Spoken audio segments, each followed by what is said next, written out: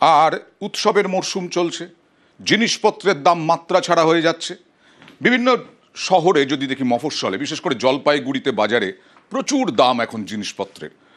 খুব স্বাভাবিকভাবেই এখন এই বিক্রেতারা বিশেষ করে দাম বাড়িয়ে বিক্রি করেন। কথা বলবো প্রতিনিধি শান্তনুর সঙ্গে। শান্তনু, জেরবার ক্রেতারা দেখো, মূলত যেটা দেখা যাচ্ছে যে অন্যান্য বছর এই সময় যে সবজির দাম থাকে সেই সবজি কিন্তু অনেকটাই মূল্য বৃদ্ধি, তার ফলে কিন্তু সাধারণ এই সময় যা দাম থাকে তার তুলনায় এবার বেশি দাম কেন, কারণ কি? সেটা কারণ হিসাবে ব্যাখ্যা করছেন বিক্রেতারা এবং অনেকেই ক্রেতারাও সেটাই বলছেন। সেটা হচ্ছে সম্প্রতি যে বন্যা পরিস্থিতি তৈরি হয়েছিল জলপাইগুড়ি জেলার বিস্তীর্ণ এলাকায়, বিশেষ করে ধূপগুড়ি, ময়নাগুড়ি এবং জলপাইগুড়ি সদর এলাকার যে সকল নদী চর সংলগ্ন এবং সংলগ্ন এলাকাগুলো রয়েছে, যেখানে মূলত সবজি চাষ হয়ে থাকে, সেখানে কিন্তু সবজি ব্যাপক হারে ক্ষতি হয়েছে। সরকারি হিসাবে বলছে 200 হেক্টর কৃষি সবজির জমি কিন্তু সরকারিভাবে ক্ষতিগ্রস্ত দেখানো হয়েছে। এই পরিসংখ্যান কিন্তু এখনো পর্যন্ত পর্যালোচনা চলছে, আরো বাড়তে পারে বলে কিন্তু আশঙ্কা। তার প্রভাব কিন্তু সরাসরি এসে পড়ছে এই উৎসবের বাজারে। বিশেষ করে আগামীকালকেই কিন্তু ভাইফোঁটা, তারপরেই রয়েছে ছট উৎসব। ছটবতীরা মূলত লাউ ব্যবহার করে থাকেন তাদের পুজো এবং নিজেদের খাওয়ার ক্ষেত্রে। সেই লাউ কিন্তু আজকে দেখা যাচ্ছে 60 টাকা থেকে 80 টাকা দরে বিক্রি হচ্ছে একটি লাউ।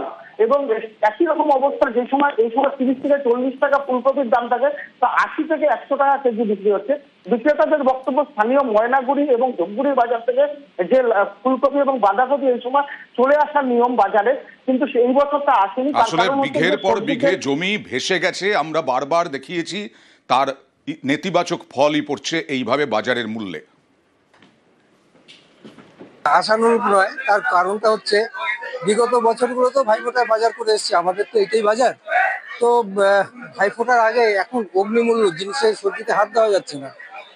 বুঝতে পারছি না এটা কি বন্যার এফেক্ট কিনা। এই যারা রিটেলার তারা তো আমাদের কাছ থেকে মিনিমাম যেটুকু লাভ সেটুকু রেখে দিয়ে দেয়, যারা নিয়ে আসেন মাঝখানে তারা বুঝবেন ব্যাপারটা কি হচ্ছে না হচ্ছে।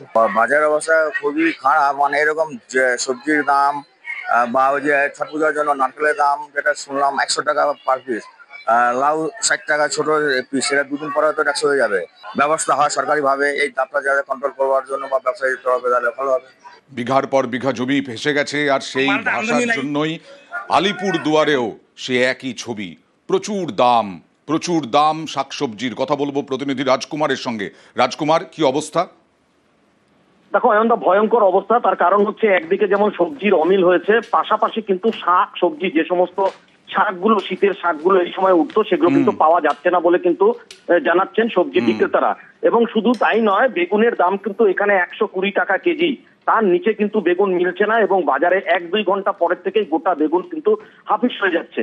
যারা সবজি বিক্রেতা তারা যাচ্ছেন যে এই জেলায় যে শিলতরসার চর, সিসামারার চর, যে সমস্ত এলাকায় প্রচুর সুস্বাদু বেগুন চাষ হতো, এবার বন্যায় কিন্তু একেবারে ফলন্ত বেগুনের প্রায় বিঘার পর বিঘা নষ্ট হয়ে গেছে। এবং গোটা জেলাতে কৃষি দপ্তর এবং যে হর্টিকালচার দপ্তর থেকে আমরা যেটা জানতে পেরেছি, প্রায় 400 বিঘে কিন্তু ফসল কিন্তু নষ্ট হয়েছে, সবজির ক্ষেত নষ্ট হয়েছে। শীতে তো সবজি প্রচুর রকমের খায় বাঙালি, সেইখান থেকে উত্তরবঙ্গের মানুষ বঞ্চিত।